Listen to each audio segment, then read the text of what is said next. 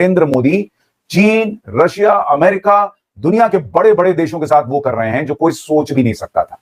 वो नरेंद्र मोदी कर रहे हैं जिनके लिए कहा जाता था कि मोदी को तो विदेश नीति नहीं आती, लेकिन नरेंद्र मोदी काम से जवाब देना जानते हैं। नरेंद्र मोदी जी जो है वहां पर पुतिन और चाइना के जिनपिंग जो है वहां पर आपको पता है कि ब्राजील, चाइना, रशिया, इंडिया और साउथ अफ्रीका जो है वहां पर समिट, जो ब्रिक्स समिट है, उसमें नए मेंबर्स ऐड कर दिए गए हैं, लेकिन पाकिस्तान क्यों इस बात को लेकर रो रहा है?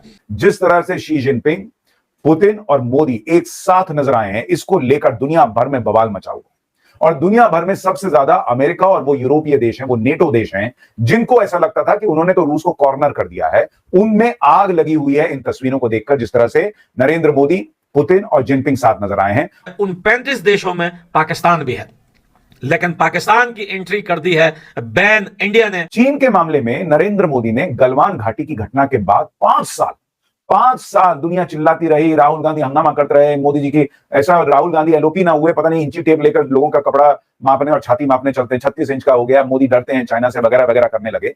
लेकिन नरेंद्र मोदी को पता था वो क्या कर रहे हैं, वो क्यों राफेल लेकर आ रहे हैं, और वो राफेल ना आया होता तो आज ये स्थिति नहीं होती कि 5 साल बाद चीन को कदम खींचने पड़े। पाकिस्तान ने जो है बहुत सारी चापलूसी की, जो है चाइना की बहुत सारी चापलूसी की। वो अमेरिका से दोस्ती तो रख रहे हैं, लेकिन उन्होंने चीन और रशिया के साथ जाके अमेरिका को भी बता दिया कि औकात में। पाकिस्तानी मीडिया अभी ये रो रो कर चिल्ला रही है कि इंडिया का बहुत बड़ा हाथ है, जो है हमें बैन करने की कोशिश है, जो है इस ब्रिक्स जो है समिट में। अमेरिका से दोस्ती कर रहे हैं, लेकिन साथ में ईरान के प्रेसिडेंट मसूद पिजेशकियन से भी मिल रहे हैं। इसी बात ब्रिक्स के सम्मेलन में ईरान के राष्ट्रपति से मिले। जिस ईरान को अमेरिका फूटी आंख पसंद नहीं करता, उसके राष्ट्रपति से मिल रहे हैं। जिस रशिया को अमेरिका फूटी आंख पसंद नहीं करता, वहां के राष्ट्रपति के साथ बैठकर मतलब गजब की चर्चा चल रही है। पुतिन कह रहे हैं कि अगर हमको तो ट्रांसलेटर की जरूरत नहीं है, मोदी हमसे ऐसा कनेक्ट है हमारा। नरेंद्र मोदी अद्भुत काम कर रहे हैं बॉस, क्योंकि सबसे दोस्ती ऐसे वर्ल्ड में जहां दुनिया भयंकर दो फाड़ बटी हुई है कि रशिया की तरफ कौन है और अमेरिका की तरफ कौन है, चाइना की तरफ कौन है और पश्चिमी देशों की तरफ, यूरोपीय देशों की तरफ कौन है, नरेंद्र मोदी सबको साइड करके रखे हुए और बोल रहे हैं कि मैं बीच में हूं, I am the boss, Bharat is the boss. Hello दोस्तों, सभी को राम राम। मेरा न्यूज में आपका स्वागत है। दोस्तों, अभी ब्रिक्स की मीटिंग हुई है, पीएम मोदी वापस भी आ गए, लेकिन पाकिस्तानी मीडिया भारत पर ये इल्जाम लगा रहा है कि भारत ने हमें ब्रिक्स में एंट्री करने नहीं दिया। भारत क्यों करने देगा इनको एंट्री? ये आकर हमारे खिलाफ वहीं पर चालू हो जाएंगे, कश्मीर कश्मीर कश्मीर। तो भारत नहीं कर सकता है इनको ब्रिक्स में एंटर। और चाइना ने भी अभी उनसे मुंह मोड़ लिया है कि चाइना ने तो कोई उनके बारे में कहा ही नहीं कि पाकिस्तान को शामिल कर लो। तुर्की को शामिल कर लिया है। पाकिस्तान को क्या है? पाकिस्तान के पास अभी क्या है? क्या ना जीडीपी है, ना कुछ नहीं, कुछ भी नहीं है पाकिस्तान के पास। पाकिस्तान भीख मांगता फिर रहा है। और जो बैंक बना है ब्रिक्स का, उससे भी क्या करेगा पाकिस्तान? सिर्फ कर्जा ही लेगा। तो ठीक है ना? नहीं है। लेकिन वीडियो में क्या होता है, चैनल पे नहीं होता, चैनल को सब्सक्राइब कीजिए, लाइक कीजिए और शेयर, कमेंट जरूर करिए। जय श्री राम। मोदी साहब और चाइना के प्रेसिडेंट शी जिनपिंग के बीच 50 मिनट्स लॉन्ग मीटिंग हुई है। 50 मिनट की ये मीटिंग थी, जिसमें दोनों कंट्रीज के डेलीगेशंस भी मौजूद थे। एक लंबी चौड़ी गुफ्तगू हुई है। ये वो वाली मीटिंग नहीं थी जो पाकिस्तान के प्राइम मिनिस्टर शहबाज शरीफ और external affair minister doctor Jaishankar के बीच हुई थी। नहीं, वो तो कोई मीटिंग ही नहीं थी। वो तो हाथ मिलाया और चले गए वापस। ये जो मीटिंग हुई है चाइना और इंडिया के बीच, ये एक काफी लंबी चौड़ी गुफ्तगू हुई है और 50 मिनट्स की ये मीटिंग रही।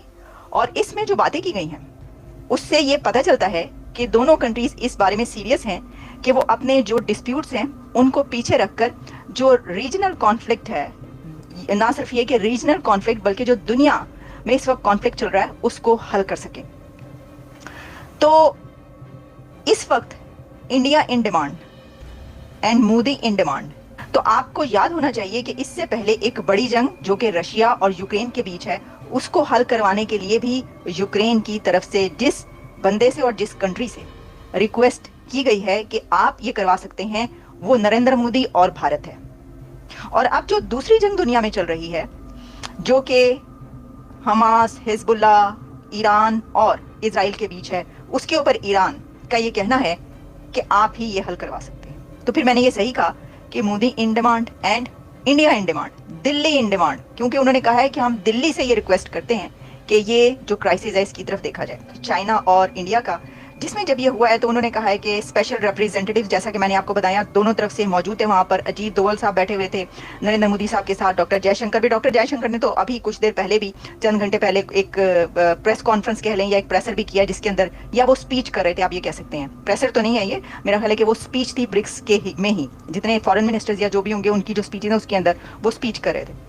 उनके भी पॉइंट्स ऑलमोस्ट वही थे जो कि इंडिया के प्राइम मिनिस्टर के पॉइंट्स थे, उसके ऊपर बात कर रहे थे। लेकिन अभी मैं आपको बताती हूँ कि जो ये मीटिंग हुई 50 मिनट की, आप सोच सकते थे कभी कि इंडिया और चाइना के बीच कभी 50 मिनट की मीटिंग होगी, मोदी और शी इकट्ठे बैठे हुए होंगे, एक दूसरे के आमने सामने बैठे, और जी जो शेक हैंड हुआ है ये वो वाला शेक हैंड नहीं है, वो जो मैं कहना चाहती थी स्टार्ट में, वो अब मुझे याद आया कि ये वो वाला शेक हैंड नहीं है जो शेक हैंड हमने बड़े उसके जमीन और आसमान के कलाबे मिला दिए और हमने कहा देखें जी शेक हैंड हो गया है, और इंडिया और पाकिस्तान के बीच, और शहबाज शरीफ से उन्होंने हाथ मिलाया है और वगैरह वगैरह। सर वो तो कुछ भी नहीं था, क्योंकि ये जो शेक हैंड हुआ है ये बहुत बड़ा शेक हैंड दुनिया में कहा जा रहा है। लेकिन इसके ऊपर हर एक के जो अपने कंसर्न्स है वो पेश कर रहा है कि जी ये वेस्ट के खिलाफ है, कोई कह रहा है कि ये नहीं वेस्ट के खिलाफ नहीं है, जैसे कि डॉक्टर जयशंकर जो है उन्होंने कहा है कि ये एंटी वेस्ट नहीं है लेकिन ये नॉन वेस्ट है, यानी इसके अंदर कोई उस कंट्री वैसा कंट्री शामिल नहीं है वेस्ट का, लेकिन एंटी नहीं है। ये बड़ी अच्छी बात है। मैं समझती हूँ कि अगर आपने आगे बढ़ना है तो आपको इसी तरीके से यही एक तरीका करके चलना चाहिए।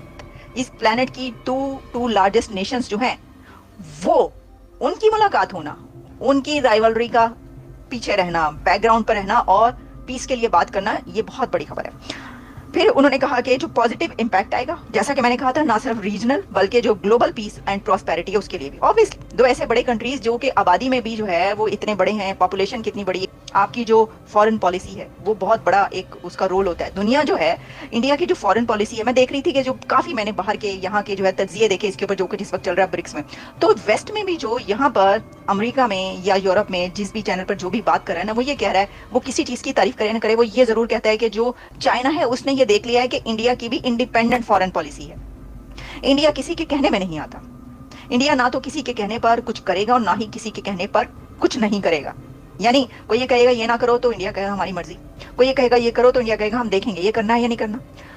वो ब्रिक्स में शामिल है, लेकिन जो लोग ये कह रहे हैं ना, मुझे बड़ी हंसी आ रही है, ये आप भूल जाएं कि वो ये सोच रहे हैं कि जी ब्रिक्स में शामिल हो गए तो हम वेस्ट से जो है हम बस कुट्टी बाय बाय, हम दुश्मन बन गए। ऐसा बात नहीं है भाइयों, भाई साहब, ये बात नहीं है। इंडिया इतना पागल नहीं है, उसका एक नेचुरल अलायंस है वेस्ट के साथ, उसको रखेगा, बड़े बड़े एग्रीमेंट्स पैक्ट्स हैं। वो क्यों चाइना की वजह से और रशिया की वजह से वेस्ट और अमेरिका से अपने ताल्लुकात खराब करेगा? मुझे बताइए। हाँ, अपना उनको अगर कुछ वो है फायदा बेनिफिट तो उसके ऊपर वो जरूर चलेंगे, वो कहेंगे हाँ ठीक है जो भी करना चाहेंगे। अच्छा, no entry for Pakistan, no entry का बोर्ड लगा हुआ है। ये मैं नो एंट्री फिल्म की बात नहीं कर रही, नो एंट्री फिल्म थी ना, बड़ी मजे की थी नो एंट्री फिल्म। वो नो एंट्री फिल्म चल रही है पाकिस्तान के लिए, ब्रिक्स के लिए। Spokes person foreign affairs Pakistan ने ये कहा कि पाकिस्तान को ब्रिक्स इजलास में मदऊ नहीं किया गया। तो मुमताज जहरा बलोच का कहना था कि पाकिस्तान को इनवाइट नहीं किया गया ब्रिक्स में। पाकिस्तान ब्रिक्स का मेंबर नहीं है, लेकिन पाकिस्तान ने ब्रिक्स की मेंबरशिप के लिए रिक्वेस्ट किया था, दरखास्त डाली थी सर, अर्जी डाली थी पाकिस्तान ने, एक दफा नहीं कई दफा पढ़ी। मैंने तो आपको कल बताया प्रोग्राम जो किया इससे पहले, मैंने कहा कि मैं तो पढ़ी थी, जियो में पब्लिश हुआ कि बड़ी उम्मीद है पाकिस्तान को कि इंडिया जो है वो सपोर्ट करेगा पाकिस्तान। अब देखिए इसके ऊपर हम क्या कहें।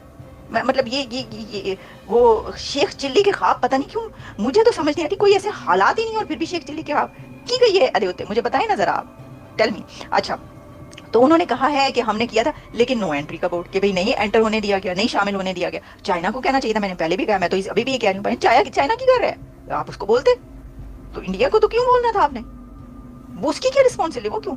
वो अलग बात है कि वो एक समझता है कि कंट्रीज और आगे आए और जैसे कई एक कंट्रीज को लाने वाला इंडिया ब्रिक्स के अंदर, ये देखते हुए वो खुद भी कोई कोशिश करता और पाकिस्तान को भी लिया। लेकिन इसके लिए तो आपको कोशिशें करनी चाहिए थी ना, अच्छे रिलेशंस और सब, वो तो आपने किया नहीं। तो इस तरह तो होता है, इस तरह के कामों में क्यों उदास फिरते हो गर्मियों की शामों में।